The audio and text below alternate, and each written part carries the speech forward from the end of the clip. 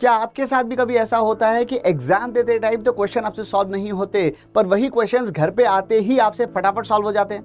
या फिर आप जो क्वेश्चंस वहां करके भी आते हैं उनमें कई सारी सिली मिस्टेक्स करके आते हैं? अब इस प्रॉब्लम को ठीक करने के लिए हमें ये जानना होगा कि हम ऐसा क्या कर रहे हैं जिसकी वजह से एग्जाम के टाइम पे ये प्रॉब्लम होती है।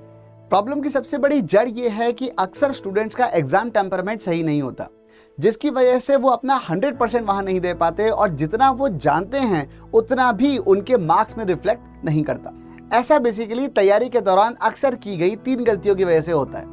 पहली गलती ये है कि जब भी स्टूडेंट्स किसी भी क्वेश्चन को अप्रोच करते हैं तो उनकी अप्रोच बहुत कैजुअल रहती है। मतलब अगर क्वेश्चन का आंसर आ गया तो बहुत अच्छी बात है, नहीं आया तो कोई बात नहीं, ये कौन सा फाइनल एग्जाम है।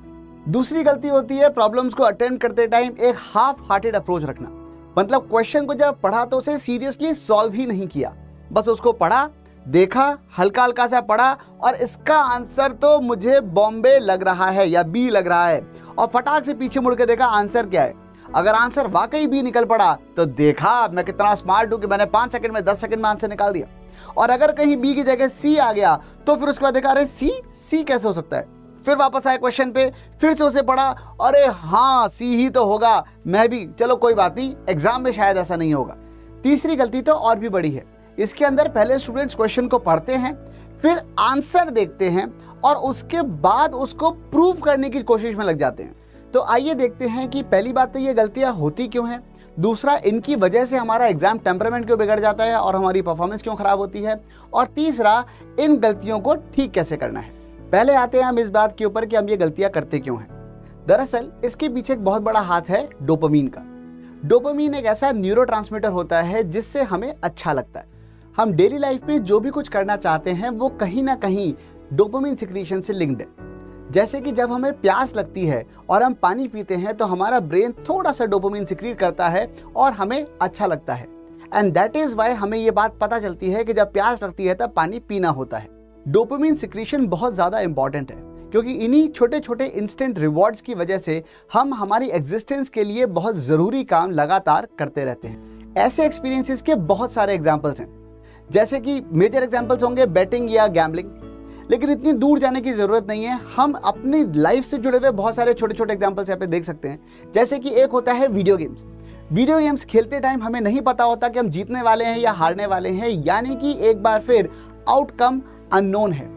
इसको जानने की ललक में एक बहुत ज़्यादा एक बड़ा गश रिलीज होता है डोपामीन का, जिसकी वजह से हमें बहुत मज़ा आता है। इसका एक और प्रैक्टिकल एग्जाम्पल है जो मैं आपको बताता हूँ। क्या आपके साथ कभी ऐसा हुआ है कि आप कहीं जा रहे थे और आपने देखा कि पास में मैदान है, उस मैदान में क्रिकेट का मैच चल रहा है और बॉलर इस वक्त रनअप ले रहा है, बैट्समैन बिल्कुल तैयार है।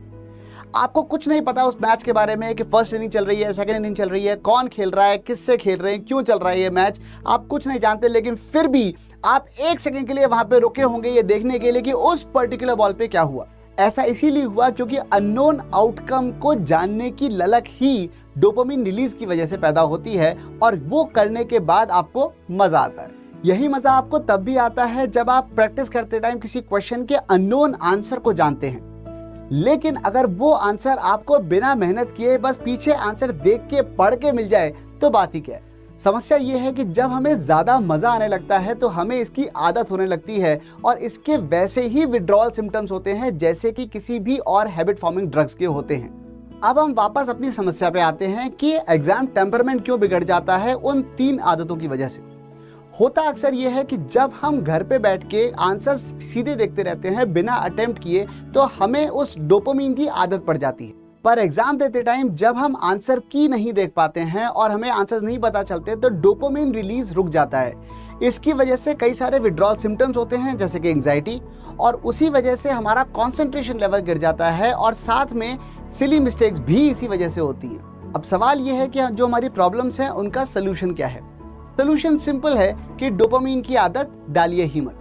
और ये करने के लिए आपको एक बहुत सिंपल सा काम करना है और वो ये है कि आपको क्वेश्चन अटेम्प्ट करते टाइम आंसर की नहीं देखनी है। शुरू में अगर आपको दिक्कत आती है तो आप 5-5 क्वेश्चंस के सेट्स बना के एक साथ क्वेश्चंस को सॉल्व कर सकते हैं। 5 क्वेश्चन सॉल्व किए, उसके बाद उनके आंसर्स एक साथ देखे, 5 क्वेश्चन सॉल्व किए, उनके आंसर लिखते गए और लास्ट में उनके आंसर्स एक साथ चेक किए कि वेदर आपकी प्रैक्टिस सही चल रही है या नहीं। धीरे धीरे आप इन क्वेश्चंस के बंडल्स को बड़ा कर सकते हैं ताकि जब तक एग्जाम आए तब तक आप कई सारे क्वेश्चंस एक साथ सॉल्व करने की स्थिति में हो, ताकि आपकी डोपामिन रिलीज की आदत कम हो जाए और एग्जाम के टाइम पर आपकी एंजाइटी मिनिमाइज हो सके। इन अटेम्प्ट्स को करते टाइम आपको एक बात और ध्यान रखनी है, और वो ये कि जो भी आप आंसर वहां लिख रहे हैं ये वही आंसर होना चाहिए जो आपकी समझ से आप फाइनल एग्जाम में लिख कर आएंगे।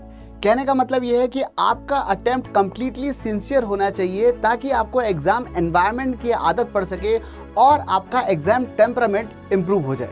मेरे बहुत सारे स्टूडेंट्स जिन्होंने ये तरीका अपनाया है, उन्होंने मुझे ये फीडबैक दिया है कि ये तरीका उनके लिए बहुत ज़्यादा हेल्पफुल रहा और उनकी सिली मिस्टेक्स ड्रास्टिकली रिड्यूस हुई हैं। तो भरपूर उम्मीद मुझे इस बात की है कि आप भी इसे ट्राई करेंगे और मुझे कमेंट सेक्शन में लिख के ज़रूर बताएंगे कि ये टेक्निक आपको कैसी लगी। So just keep doing your best and keep growing.